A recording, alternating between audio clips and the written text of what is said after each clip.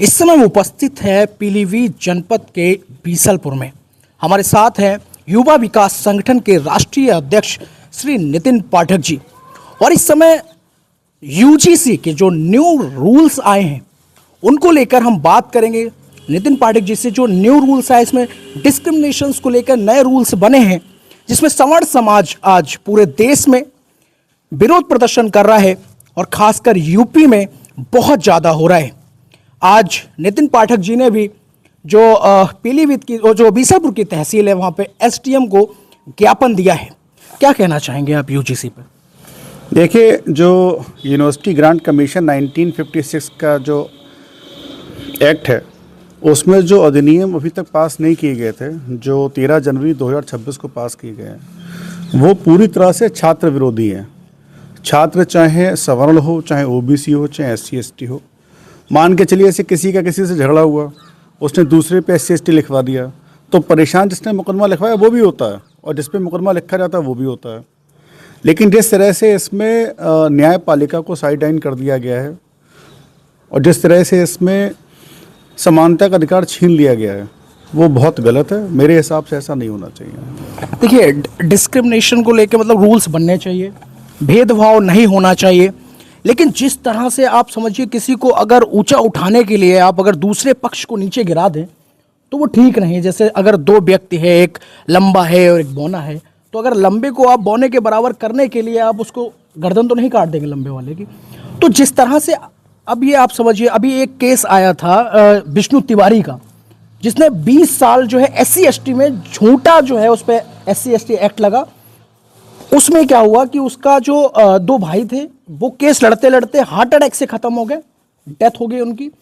और माता पिता वो भी परेशान होके बाद में जब हाई कोर्ट ने उसको ये प्रूफ किया कि ये जो है निर्दोष है, तो इस पर क्या कहना चाहिए? इस तरह के केसेस पे क्या कहना चाहेंगे आप? एससी एसटी लेके अब कल को झूठे एलिगेशंस किसी स्टूडेंट पे लगेंगे, उसके बाद उसका कैरियर खराब होगा, तो क्या कहना चाहेंगे उस पर आप?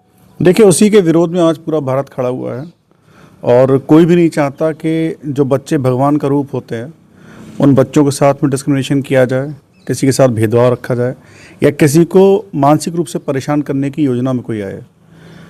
सरकार ने क्यों ये नियम लागू किया ये तो मैं नहीं कह सकता, क्योंकि बहुत बड़े विषय पे, बहुत बड़े स्तर पे इसे लागू किया गया है। लेकिन इस तरह के केसेस न्यायपालिका पे सवाल खड़ा करते हैं और उन पे मेरे ख्याल से या मेरे हिसाब से जल्दी कार्रवाई करके ऐसे केसेस को जल्दी निपटाना चाहिए। सवर्ण समाज की क्या डिमांड है? क्या सवर्ण समाज क्या चाह रहा है? इस रूल्स में क्या चेंजेस होने चाहिए? इसमें देखिए, रूल ठीक है, मैं फिर कहूँगा रूल जिन लोगों ने नहीं पढ़ा है पूरा, ठीक है, उन लोगों को जानकारी कम है। लेकिन रूल में जो सबसे बड़ी कमी है वो ये है कि सीधे कार्रवाई की जाएगी, वो गलत है। जैसे क्या होता है, अगर आप कोई जांच करने के बाद में कार्रवाई करते हैं, उसके बाद आप न्यायपालिका जा सकते हैं, यानी कि शिकायत की गई और सीधे न्यायपालिका में आप फंस गए। कोई बच्चा जो पढ़ाई करने गया है, हंसी मजाक सब लोग करते रहते हैं, उसका बच्चों पर दुष्प्रभाव पड़ेगा, वो नहीं होना चाहिए। ये नहीं होना चाहिए। और अगर बच्चा वो पाया गया कि उस पर झूठा आरोप लगा है तो जो अपोजिशन है उस पर कोई भी कार्रवाई नहीं की जाएगी। इस पर क्या कहना चाहेंगे आप? देखिए, झूठे आरोपों के ऊपर कार्रवाई वैसे भी हमारे देश में कम होती है। यहाँ सच्चे केसों पे कार्रवाई नहीं हो पाती, झूठों की तो बात ही बहुत दूर की चली गई। ये पूरी तरह से माता पिता की पढ़ाई, शिक्षा और संस्कार के ऊपर है कि उनका बच्चा किस दिशा में काम कर रहा है। रही बात इस एक्ट की, या इस एक्ट के क्या दुष्परिणाम हो सकते हैं, वो आने वाले समय में सबके सामने आ जाएंगे।